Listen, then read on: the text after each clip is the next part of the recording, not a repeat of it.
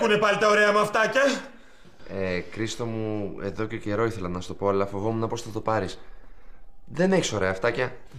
Δεν καταλαβαίνω το πρόβλημά σου, Κρίστο. Το είχαμε πει ότι η Μαρία θα πάρει τη θέση του Μαρούδα. Δεν είδα και κανένα νέο. Ναι, αλλά να με συγχωρεί η χάρη σου, αυτό είχαμε πει ότι θα γίνει δοκιμαστικά. Δεν καταλαβαίνω γιατί βιάζεσαι τόσο να το προχωρήσει επίσημα, ειδικά μετά από τα τελευταία γεγονότα. Ειλικρινά δεν καταλαβαίνω τίποτα, Αλέξη. Η Μαρία δοκιμάστηκε αρκετά.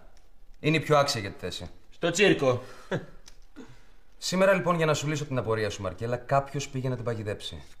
Προφανώς γιατί γνώριζε πόσο σημαντική είναι για την εταιρεία και τι απώλεια θα για μας αν τη χάναμε. Ο άνθρωπος που την κατηγόρησε ομολόγησε το ψέμα του και θέλω να ξαναγίνει κουβέντα για αυτό το θέμα εδώ μέσα.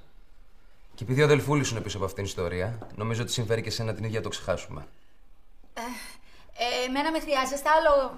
Μήπως καλύτερα να πηγαίνω. Κάτσε λίγο ακόμα μαζί μας, γιατί βιάζεσαι. Έχεις κάτι πιο σημαντικό να κάνεις? Όχι. Δηλαδή ναι. Δηλαδή όχι. Σαφέστατη όπως πάντα. Λοιπόν, Λίλιαν, θέλω να ειδοποιήσει το Χάρη να ετοιμάσει το συμβόλαιο για τη Μαρία, να το κοιτάξει με τους δικηγόρους μας και να το έχει έτοιμο σε λίγες μέρες. Εντάξει, Αλέξη. Και επίσης θέλω να διευκολύνει τη Μαρία σε ό,τι χρειάζεται και να λειτουργήσει κατά κάποιον τρόπο και σαν δική της γραμματέας. Δεν κατάλαβα. Τι εννοείς, Αλέξη? Εγώ, γραμματέας της Μαρίας? Εγώ έχω κάνει και 2 εξάμηνα στο St. Mary's College. Ναι, μην ανησυχείς. Το ξέρουμε όλοι και ανατριχιάζουμε από τη συγκίνηση. Ωραία. Μας έκανες την καρδιά μαύρη. Να πηγαίνουμε τώρα, γιατί κάποιοι εδώ μέσα έχουν και δουλειά. Νομίζω ότι σε αφορά αυτό που θέλω να πω, Κρίστο. Είναι για την καινούργια κολεξιόν. Σκέφτηκα κάτι. Έλα! Αποφάσισες να αντικαταστήσουμε το σατέν με γυαλόχαρτο για μεγαλύτερη οικονομία. Πιστεύω ότι χρειαζόμαστε βοήθεια για την πρόθεση της κολεξιόν. Και θυμήθηκα την Τζίνα Κασιμάτη.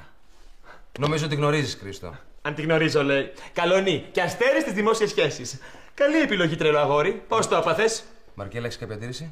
Καμία. Είναι άψογη συνεργάτηδα. Ωραία, γιατί πήρα την πρωτοβουλία και έκλεισα ραντεβού μαζί της. Μάλιστα σε 1 ώρα θα είναι εδώ. Κυρίες και κύριοι, τελειώσαμε.